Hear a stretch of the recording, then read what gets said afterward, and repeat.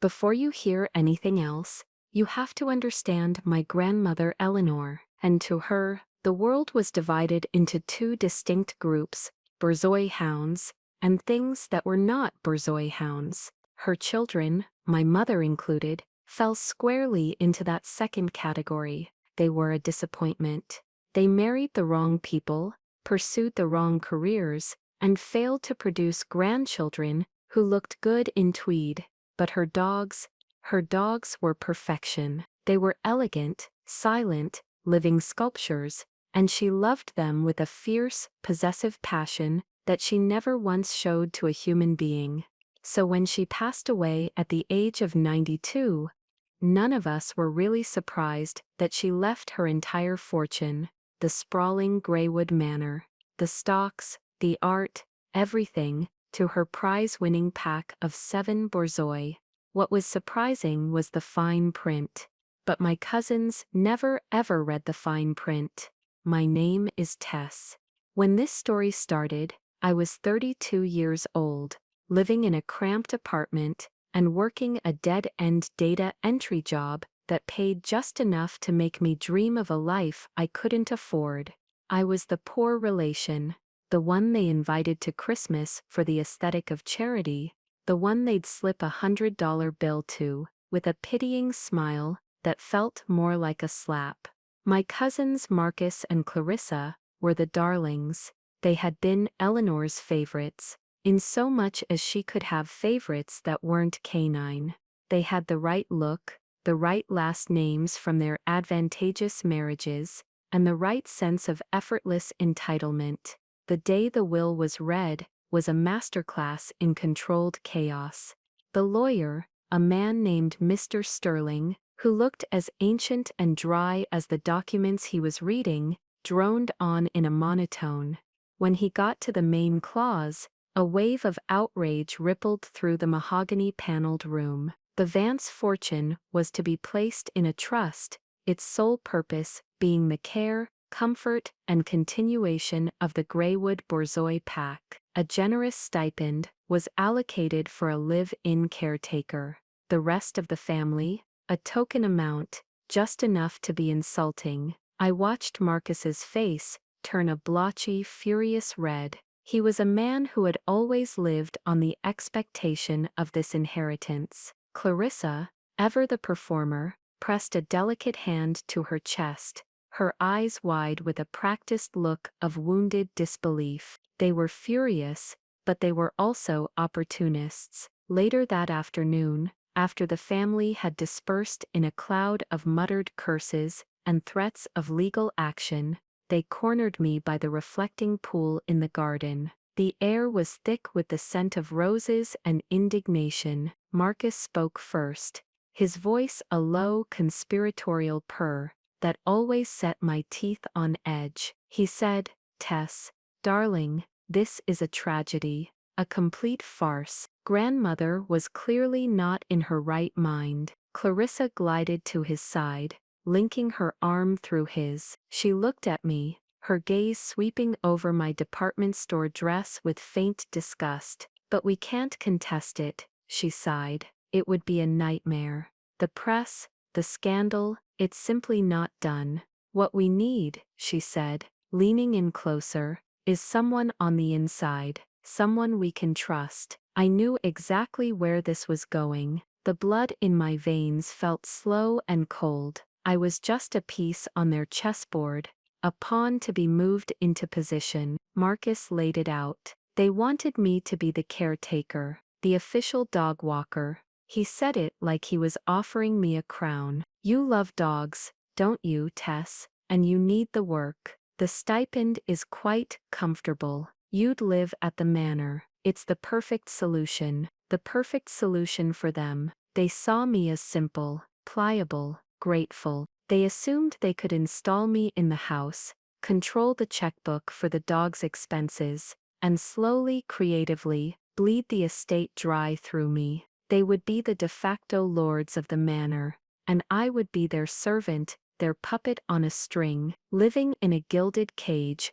while they siphoned off the gold. I should have said no. I should have felt the sting of the insult and walked away. but I was tired. I was broke, and a part of me, a small, dark, curious part, was intrigued. What would it be like to live in that house, to walk those grounds not as a visitor, but as something else? So I looked at their smug, confident faces, and I said yes. They were delighted.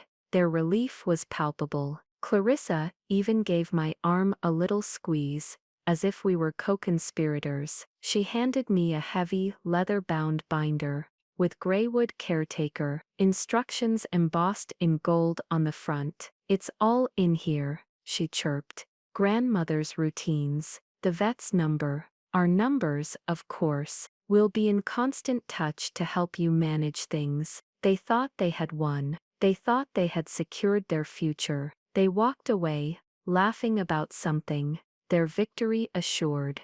They never saw me stay behind, sitting on the cold stone bench by the water. They never saw me open the copy of the trust document the lawyer had given each of us, and they certainly never bothered to read past the first few pages to the very last clause on the very last page, a clause that stated, with the dry, unwavering clarity of legalese, that upon the passing of the final surviving Borzoi, named in this trust, the entirety of the remaining estate, its assets and all properties, would transfer, free and clear, to the final officially registered caretaker of record. I looked up from the page, across the manicured lawns, to the grand, imposing silhouette of Greywood Manor. I looked at the 7 elegant hounds, trotting in their paddock, their slender forms like ghosts in the fading light. The youngest of them, a beautiful silver male, named Nikolai, was 2 years old. Borzoi lived for 10, maybe 12 years. I was 32. I did the math in my head, and a slow, quiet, dangerous feeling began to bloom in my chest. It wasn't about revenge. Not yet. At that moment, it was about survival. But I had a feeling that revenge was a destination I might eventually visit. They had handed me the keys to the kingdom, thinking they were only letting me into the servants' quarters. They had made the biggest mistake of their lives. They just didn't know it yet. The first few weeks at Greywood Manor were an exercise in surreal isolation. The house was enormous, a labyrinth of quiet, dust-moted rooms filled with furniture shrouded in white sheets, like a congregation of ghosts. My footsteps echoed on the marble floors of the grand foyer. The silence was a physical presence, broken only by the whisper of the wind in the ancient oaks outside, or the gentle click-clack of the dog's nails on the flagstone floors of the kennel wing. The 7 Borzoi, Nikolai, Soya, Alexei, Katya, Dmitri, Sasha, and the old matriarch, Mishka, were my only companions. They were beautiful, aloof, and utterly indifferent to my presence, accepting my care as their royal due. They were my charges, my wardens, and my ticking clock. My cousins, of course, did not respect the silence. My phone became a leash. They called constantly, their voices tinny and demanding, piercing the tranquility of my new life. It was Clarissa, mostly, with her sickly sweet tone, that always preceded a request disguised as a suggestion. "Tess, darling," she'd begin, "I was just looking at the quarterly budget for the groundskeeping. It seems rather extravagant. Perhaps you could have a word with the head gardener? See where we can make some efficiencies." Then it would be Marcus, his voice slick with false bonhomie. "Tess, my girl, I'm sending over an invoice from a wine supplier. Just file it under household provisions. Grandmother always liked to keep the cellar well stocked. For entertaining." They weren't entertaining. I was the only one there. The household provisions were for a party at his city penthouse. I knew it, they knew I knew it, but the power dynamic was clear. They were the masters and I was the help. I was expected to play my part, For the first month I did. I questioned the gardener, a man named Alistair, who had worked at Greywood for 40 years, and knew every root and branch on the property. He looked at me with weary disdain as I stammered through Clarissa's talking points. I filed Marcus's wine invoice, my stomach twisting with resentment. I was their poor relation on a much grander scale now, living in their palace but still eating their scraps. One night, after a particularly galling call from Marcus about auditing the dog food supplier, to see if we could switch to a cheaper brand, for prize-winning showhounds, no less, I hung up the phone and just stood in the middle of the vast, silent kitchen. The weight of it all came crashing down. The condescension, the manipulation, the sheer breathtaking arrogance of it all. I wasn't a caretaker. I was an accomplice to a slow, methodical robbery. I sank into one of the kitchen chairs, the one Eleanor probably never sat in, and I finally let myself cry. The tears were hot and bitter, a flood of all the slights and humiliations I had swallowed over the years. My mind drifted back, unbidden, to a Christmas party from when I was about 10. I'd saved up my pocket money to buy Clarissa a set of sparkly hair clips I had seen in a store window. I was so proud of them. I remember wrapping them myself in clumsy paper. When she opened the gift, she held them up for a moment, a confused little frown on her perfect face. Then she'd turned to her mother and said, loud enough for everyone to hear, "What would I do with these? They're so cheap." The room had fallen silent for a beat, and then erupted in adult laughter, dismissing it as a childish gaffe. But I saw the look on her face. It wasn't a gaffe, it was contempt. I had fled to a quiet corner, my face burning, and spent the rest of the party hiding behind a curtain, watching my cousins be showered with expensive gifts and praise. Another memory surfaced, sharp and painful, me at 25, my car having finally died. I had called Marcus, my voice trembling with shame, to ask for a small loan, just enough to get a reliable used car to get to work. He had laughed, not a cruel laugh, which would have been easier to bear, but a light, dismissive chuckle, as if I'd told a silly joke. "Tess," he'd said, "if I gave you money, you'd only waste it. You need to learn to stand on your own 2 feet." This, from a man whose downtown apartment was paid for by our grandmother, who drove a car she had bought him as a graduation present 5 years earlier. He'd told me to learn to stand on my own 2 feet, and now he was trying to kick them out from under me to line his own pockets. And then I thought of Eleanor, cold, formidable Eleanor. I remembered being a small child, running up to her in the garden to show her a frog I had found. She had simply looked down her nose at me, a flicker of annoyance in her eyes, and said, "Don't bother me with trifles, child. Go and find your mother." A moment later, one of the dogs, an ancestor of the pack I now cared for, had trotted up to her. She had melted, her entire posture changed. She had sunk to her knees, her voice becoming a soft, loving croon, as she stroked its long silken ears. I wasn't a trifle to her. I was less than a trifle. I was an irrelevance. Laying my head down on the cold kitchen table, surrounded by the ghosts of my family's indifference, I felt a familiar despair wash over me. I was trapped by my finances, trapped by my history, trapped in this beautiful lonely prison. What was I even doing here? Playing servant to my tormentors for a salary, waiting for a pack of dogs to die so I could inherit a fortune in a decade. It felt like a fool's game. The quiet desperation of it all was suffocating. I stayed like that for a long time, stewing in my own misery. Finally, I pushed myself up. I couldn't just sit there and rot. I needed to do something, anything, to feel a sense of control. I decided to tackle the one room in the house that felt more like a sanctuary than a museum, Eleanor's study. It was a chaotic mess of books, pedigrees, and show ribbons.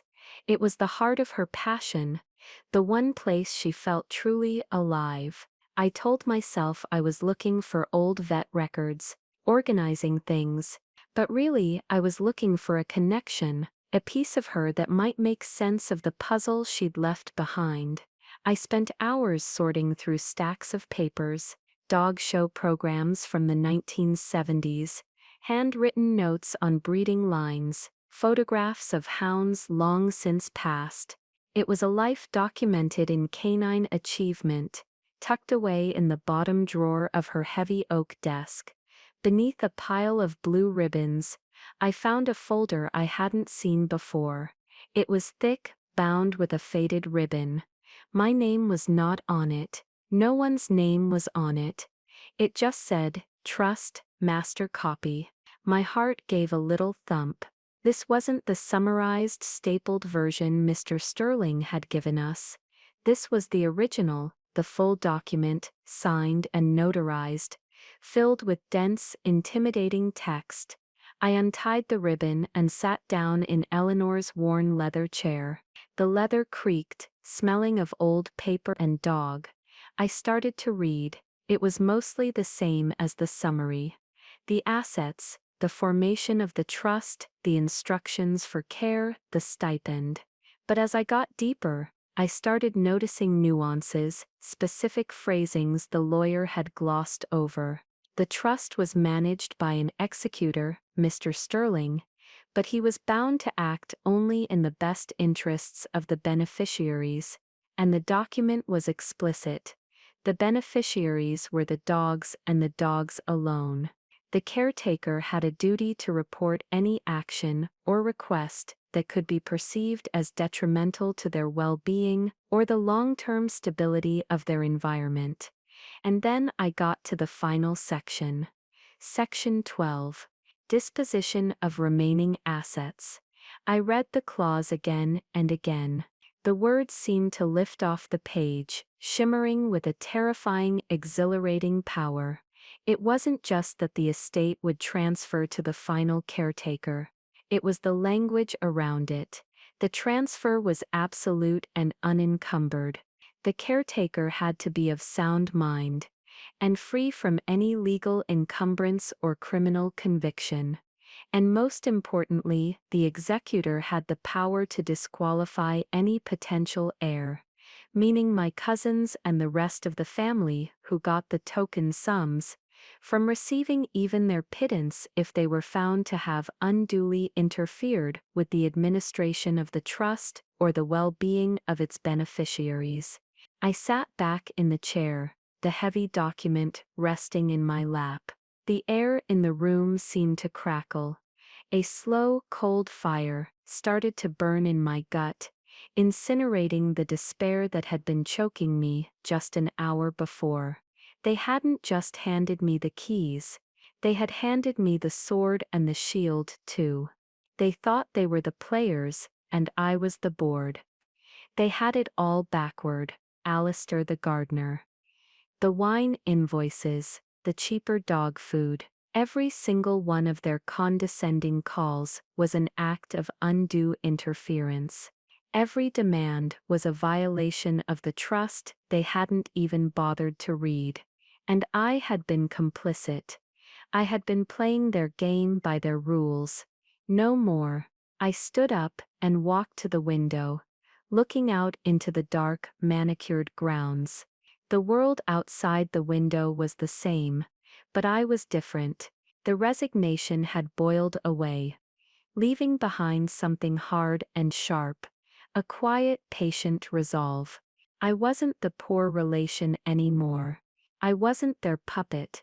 I was the guardian of the Vance fortune. And I would guard it. I would guard it with the same fierce, obsessive single-mindedness that my grandmother had guarded her precious hounds. A thought, cold and clear as ice, formed in my mind. It wasn't about revenge. But then I pictured Marcus's smug face, Clarissa's pitying smile. And I amended the thought. It wasn't about revenge. Until it was. This wasn't a prison anymore. This was my fortress. And my cousins had just declared war on a fortress they didn't even know existed. The long game had begun. Patience became my new religion.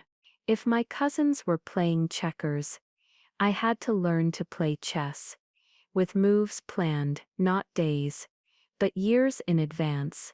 The youngest Borzoi, Nikolai, was a vibrant, healthy 2-year-old. Best case scenario for my cousins. Worst case for my own youth. He could live to be 14. That meant I had 12 years.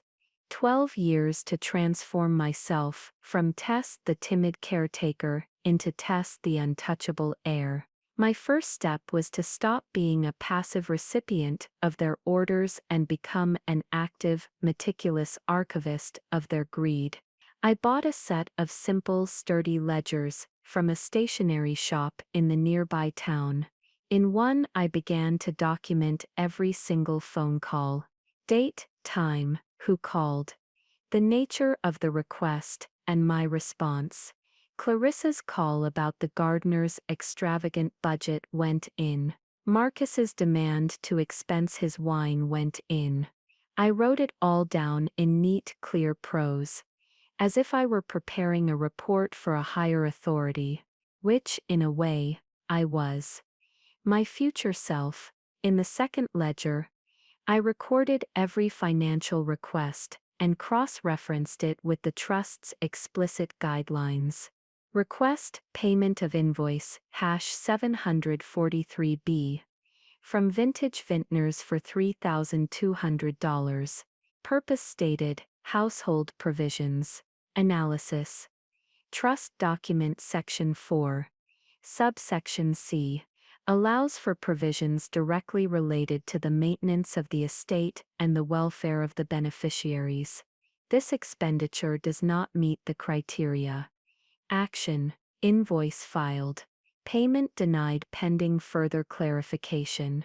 It felt ridiculously formal, but it was creating a wall of evidence, brick by methodical brick. My next step was to cultivate my one potential ally. The dogs had a standing monthly checkup with a local veterinarian, a man named Dr. Eris Thorne. He was younger than I expected, maybe late 30s, with a calm, capable demeanor and kind eyes that crinkled when he smiled. He treated the dogs with a gentle reverence that I knew Eleanor would have approved of, but he spoke to me with a directness and respect that no one in my family ever had. During his first visit after my epiphany, I was different. I wasn't the flustered, apologetic caretaker he'd met before. I had a list of questions ready. I asked about diet, about joint supplements for the older dogs, about enrichment activities to keep their intelligent minds stimulated. He was surprised, and I think impressed. He answered my questions thoroughly, and as he was packing his bag to leave, he paused. He said, "You're taking this very seriously. He's good to see. Your grandmother's hounds are a local legend. They deserve the best." I just nodded. "I take my responsibilities seriously," I said. It was the first time I'd said it and truly meant it. Eris became a welcome disruption to my monastic routine. Our conversations started with the dogs, but slowly branched out. He'd ask how I was settling in, and I'd offer him a cup of coffee. He was my one window to the normal world, a person who didn't see me as a Vance or a poor relation, but as Tess. He saw the work I was doing. He saw the dogs thriving under my care. He never pried, but I could tell he sensed the tension beneath the surface. One afternoon, he found me in the kennel wing, scrubbing the heated floors, a task the cousins would have deemed beneath me and insisted I hire someone for. He leaned against the doorframe. "Clarissa called you again, didn't she?" he asked gently. I stopped scrubbing and looked up, surprised. "How did you know? You get this little line between your eyebrows," he said with a wry smile, and you start cleaning things that are already clean. Look, it's none of my business, but I've met your cousins at local events over the years. They're a lot. Don't let them push you around. You're doing a fantastic job here. His simple words of validation were like water on parched earth. It strengthened my resolve. He didn't need to know the whole story. He just needed to be the person who saw me. This became our little ritual. His visits were a quiet checkpoint, a reminder that I wasn't just a ghost in a giant house. He was the voice of reason the profile mentioned, a steady anchor in my strange new life. Meanwhile, my cousins were growing frustrated. My new tactic of polite, bureaucratic refusal was infuriating them. When Clarissa called to suggest I fire the expensive head gardener and hire a cheaper lawn service, I calmly replied, "Thank you for the suggestion, Clarissa. I'll review the service contracts in accordance with the Trust's directives on maintaining the estate's historical and aesthetic integrity, as outlined in Section 6. I'll let you know what my review concludes."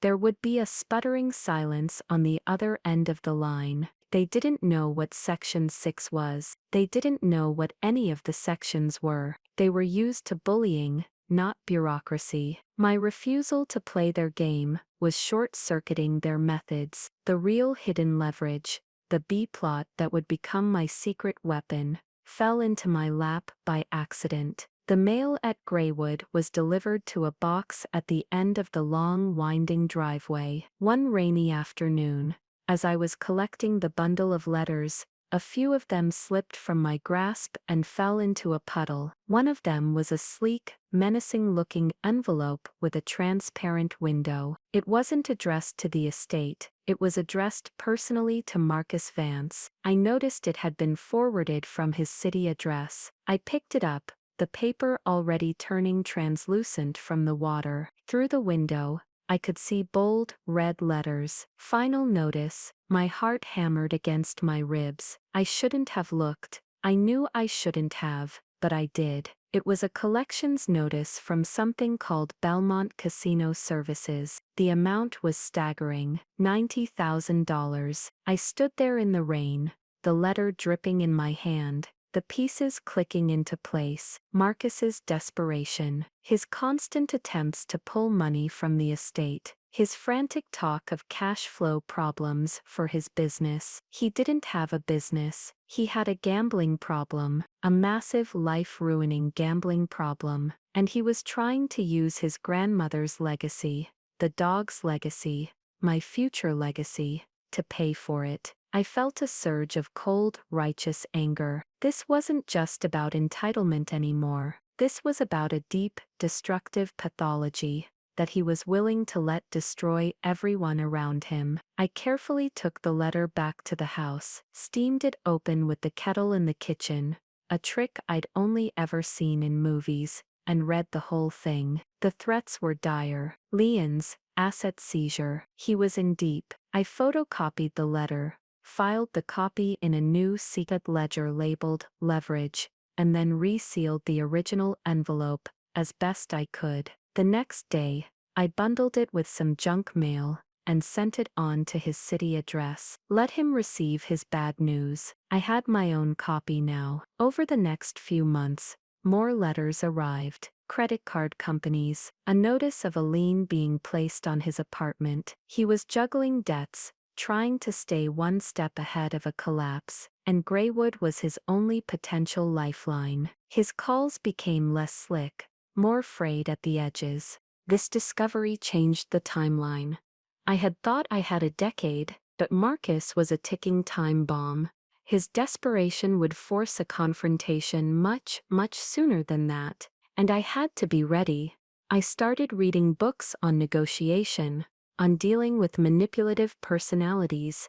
I spoke more with Alistair the gardener and the other longtime staff, hissing together a more complete picture of my family's history of avarice. I was no longer just the caretaker. I was the chief intelligence officer of my own silent coup. The chessboard was set. The pieces were in motion, and I knew with absolute certainty which one of them was about to make a foolish, desperate move. The first move came, as I expected, from Marcus. It was a Tuesday morning. I was in the library, polishing the silver frames on a collection of photographs of long-dead borzoi, when my phone rang. The caller ID flashed his name. I took a deep breath, set down my polishing cloth, and answered with the calm, pleasant tone I had perfected over the last 6 months. Greywood Manor. Tess speaking. Tess, thank God. Listen, I don't have time for games. I need you to do something for me. Urgently. His voice was tight, strained. The usual veneer of condescending charm was completely gone, stripped away to reveal the raw panic beneath. I could practically hear him sweating through the phone. Of course, Marcus, how can I help? I said, my voice deliberately placid. There's a painting in the west drawing room. A small landscape, lots of dreary-looking sheep. It's by some obscure Dutch artist, a Vandermeer or something. It's worth a bit. I have a buyer lined up. An art dealer who's a friend. He's willing to give us a very, very good price for it. I need you to arrange for him to come and collect it tomorrow. We, us. The transparent lie was almost insulting. He wasn't selling it for us. He was selling it to pay off a bookie or a casino. He needed cash, and he needed it now. This was his test, a direct order, designed to reassert his dominance and solve his immediate problem. The old Tess would have dithered, stammered, and probably given in. The new Tess was ready. A landscape with sheep, I said, feigning confusion. I'm looking at the estate inventory right now, Marcus. Are you referring to Pastoral Scene, with ovine subjects by Peter van der Velde? A frustrated sigh on the other end. Yes, that's the one. Van der Velde, Vandermeer, who cares? The dealer is ready to wire the money as soon as he has the canvas. I've already sent you his details, just get it done. I paused, letting the silence stretch for a few seconds. I could hear his impatient breathing. I'm sorry, Marcus, I can't do that, I said. My voice still perfectly even, perfectly polite. The silence that followed was of a different kind. It was heavy, incredulous. What did you just say? He asked, his voice dropping to a dangerous low. I said I can't do that. I've reviewed the trust document quite thoroughly. Section 8, subsection D, is very specific. No asset of the estate, artistic or otherwise, may be sold, transferred, or liquidated without a formal proposal presented to the executor, demonstrating that the sale is strictly necessary for the continued care of the beneficiaries. I could almost see his face, the blood draining from it, replaced by a surge of purple rage. Who do you think you are? He spat, all pretense gone. You're the dog walker. I am telling you to sell that painting. It's a simple instruction, and I'm telling you, I replied, my voice hardening just a fraction, that my legal duty as the registered caretaker is to the trust, not to you. My duty is to protect the assets for the dogs. Selling a valuable painting to cover a personal expense for a non-beneficiary would be a gross violation of that duty. If I were to do that, Mr. Sterling would have grounds to remove me immediately. And I'm sure neither of us wants that, do we? The implication hung in the air between us. If I was removed, the next caretaker would be an impartial stranger, appointed by the court, a stranger who would be even less inclined to entertain his requests. He exploded. A torrent of fury and threats poured through the phone. You ungrateful little witch. We gave you this job. We gave you a roof over your head. I can have you thrown out of that house by nightfall. You'll be back in your miserable little apartment, begging us for scraps. I let him rant. I held the phone away from my ear. listening to the impotent rage of a man who had just slammed full speed into a brick wall he didn't know was there. When he finally paused to take a breath, I spoke again, my voice once again calm. "You can't have me thrown out, Marcus. Only the executor can do that, and only for just cause. And protecting the trust is the definition of just cause. I have documented this request, of course, and our conversation. If you'd like, I can forward my notes to Mr. Sterling for his legal opinion." Checkmate. He knew I had him. The trust was a fortress, and he was on the outside, hammering his fists against the stone. He sputtered something incoherent and slammed the phone down. The silence that returned to the library was blissful. I picked up my cloth and went back to polishing. I had won the first battle, but I knew the war was just beginning. The panic started within the hour. My phone lit up again.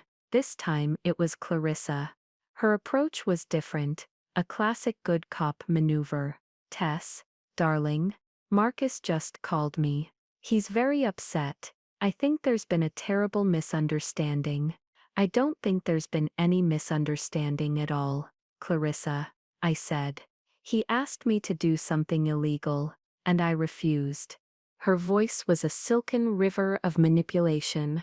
"Oh, illegal is such a strong word. He's just under a lot of pressure with a new business venture. You know how it is.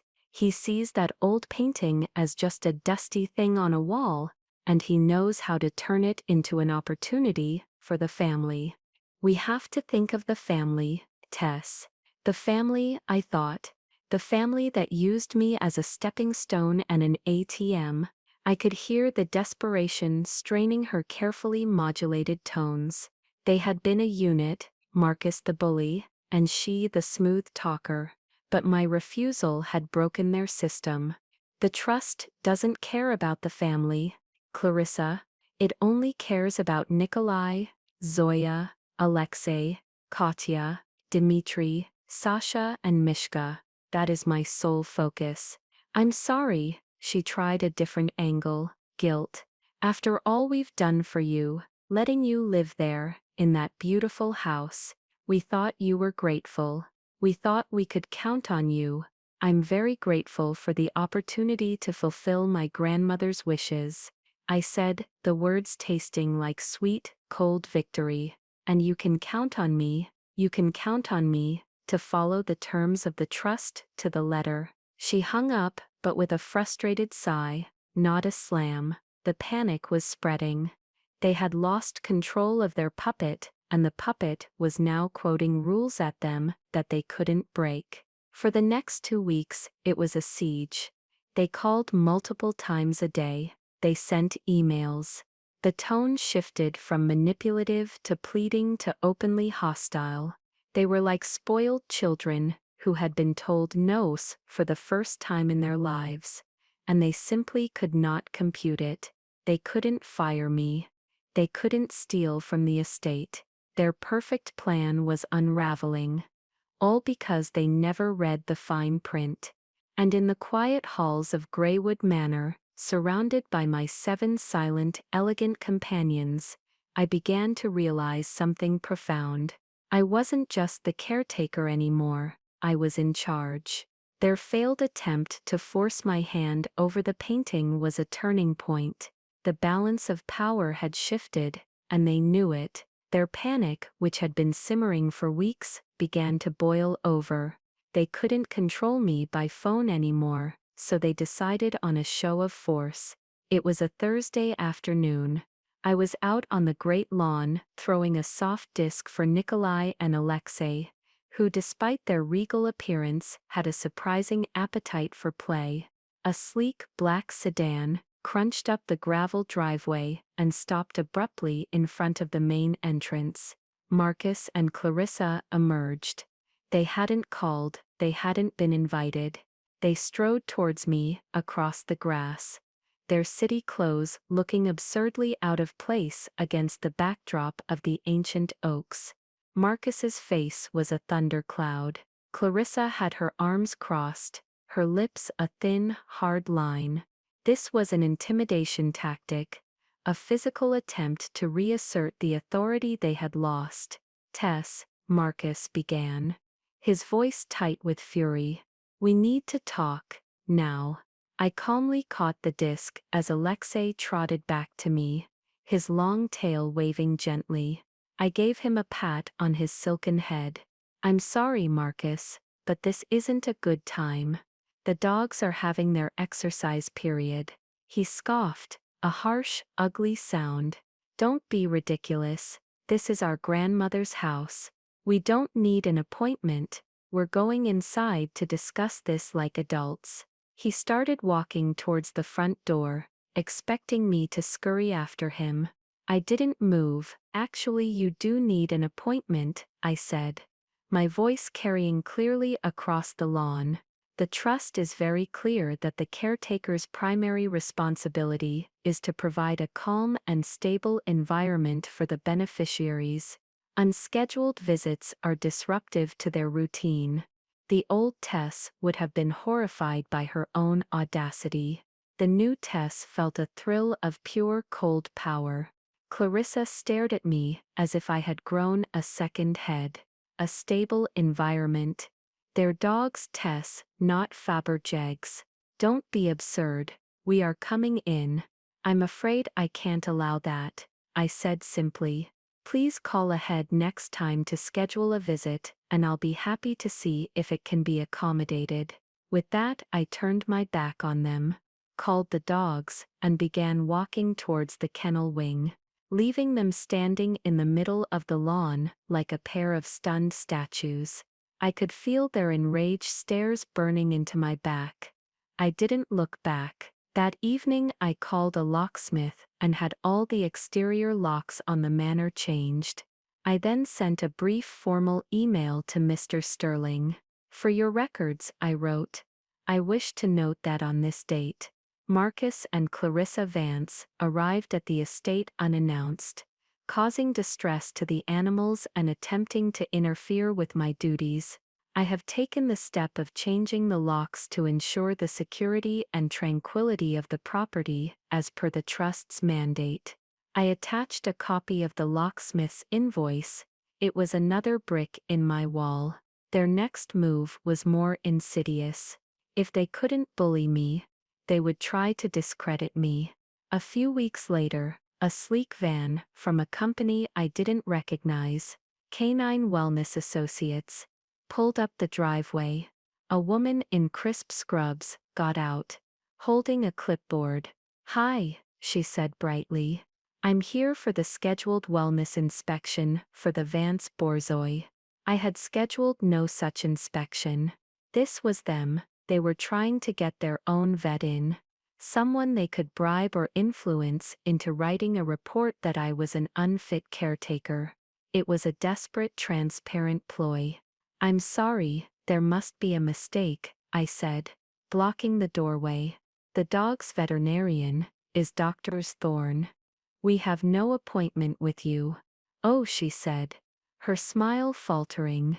"I was told by a Mr. Vance to come out today."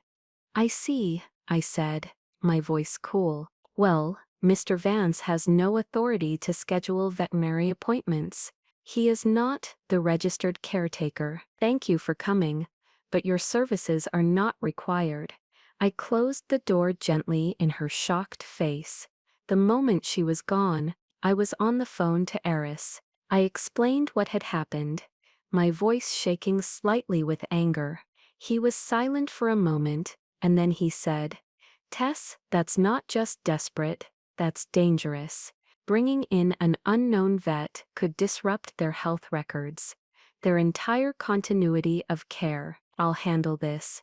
The next day, Eris came by, not for an appointment, but as a friend.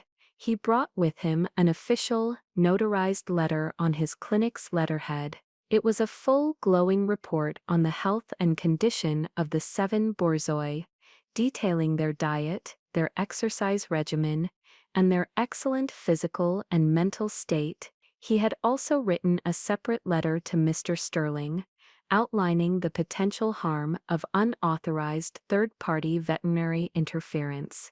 He was no longer just a voice of reason, he had become an active ally, a karmic agent in their downfall.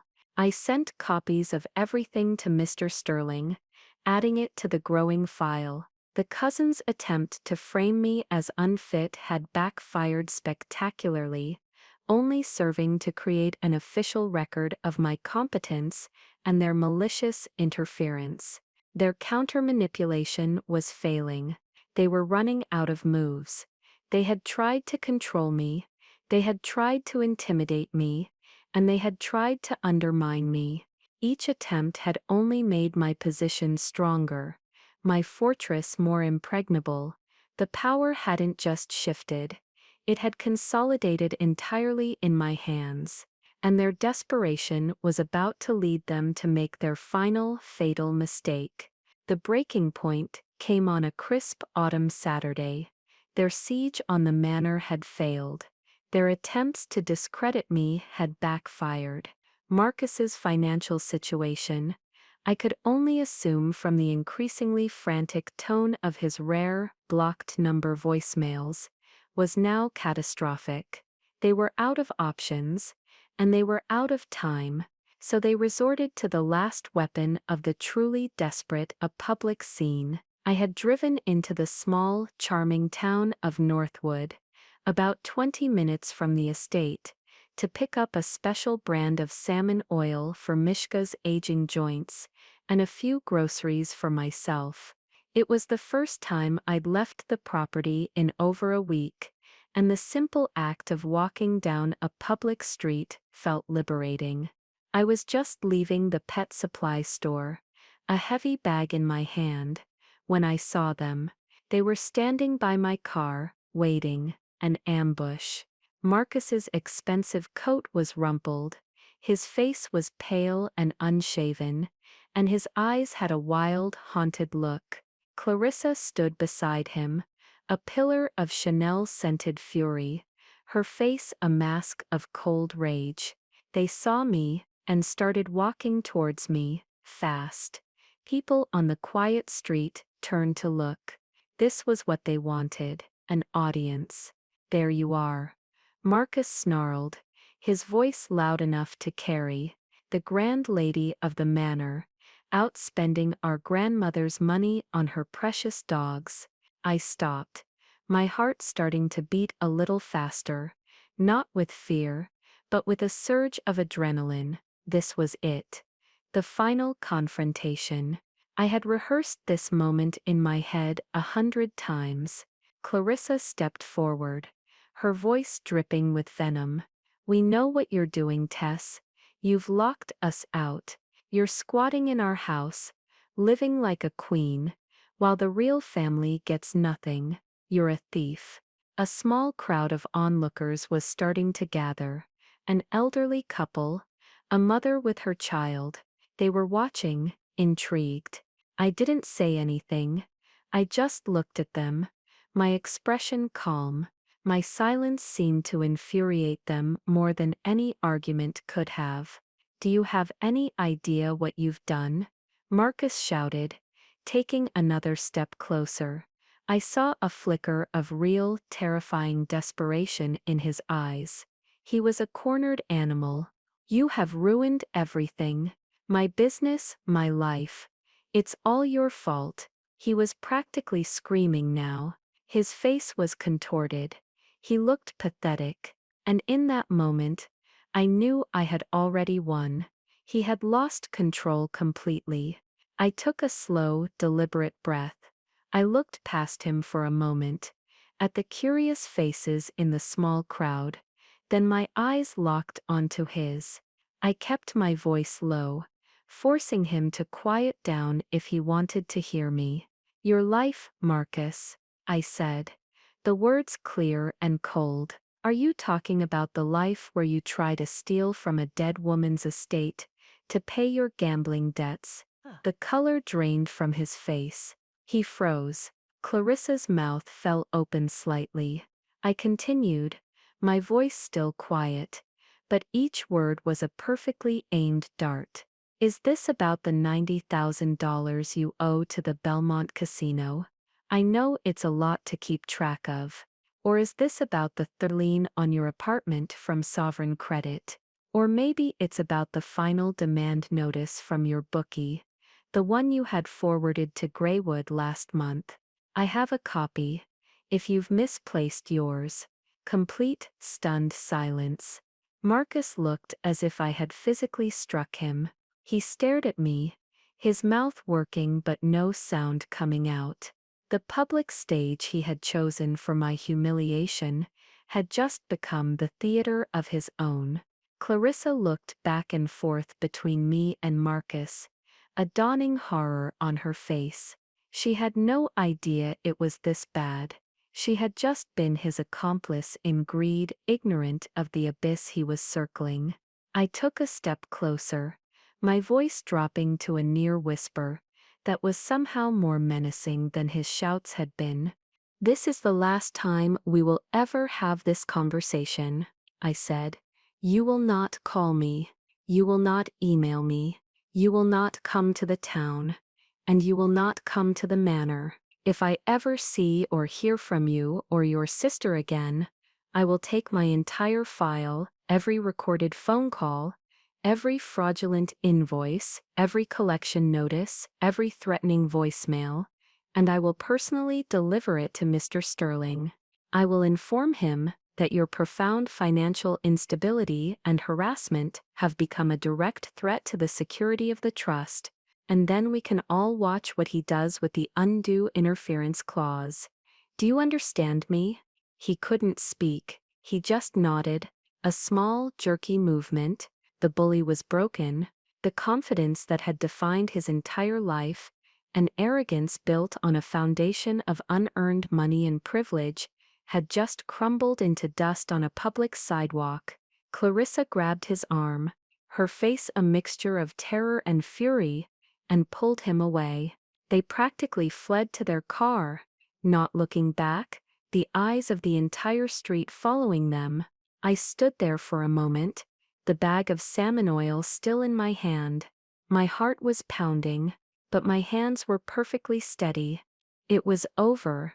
The siege was lifted. The war was won. They finally understood the new reality.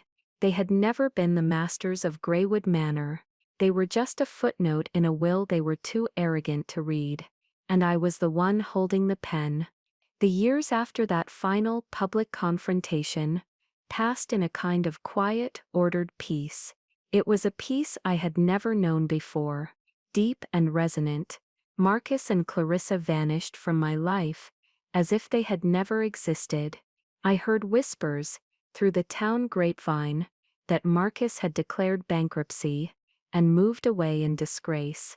Clarissa, stripped of her expected inheritance and her brother's tarnished social standing, had been forced to sell her expensive home and for the first time in her 40-plus years, get a job. Their greed had been a fire that had consumed them completely, leaving nothing but ash. They had gotten exactly what they deserved. It's a debatable point, I suppose, whether the punishment fit the crime. Some might say that a lifetime of entitlement being met with sudden, stark reality is a cruelty all its own. But from where I was standing, it looked a lot like justice. At Greywood, life fell into a gentle, predictable rhythm, dictated by the needs of the 7 hounds, who were both my charges and my silent benefactors. I wasn't just waiting anymore. I was living. I oversaw the restoration of the manor's beautiful old library. I worked with Alistair to replant Eleanor's beloved rose gardens. I found her old recipes and learned to cook in the vast professional-grade kitchen. The house, which had once felt like a prison, slowly became a home. Aries became a constant, welcome presence. His professional visits bled into personal ones. We'd have coffee in the kitchen, then dinner. We'd walk the dogs together through the sprawling woods on the property. He saw me not as the future heiress, or the downtrodden cousin, but just as Tess, His quiet strength had been my anchor, and slowly, naturally, it grew into love, one by one. Over the next 11 years, the dogs lived out their long, happy lives. Each loss was a sharp, genuine grief. They had been my companions, my purpose. I was there for each of them at the end, holding a silken head, whispering my thanks. First old Mishka, then Sasha and Dmitri, Katya and Zoya, followed a few years later, then Alexei. Finally it was just me and Nikolai, the beautiful silver dog, who had been just a pup when I arrived. He lived to the ripe old age of 13, a testament to the care and peace he had known. The day he passed, peacefully in his sleep, was the end of an era. I was 45 years old. The next morning, I called Mr. Sterling. He already knew. Eris had called him for me. There was no fanfare.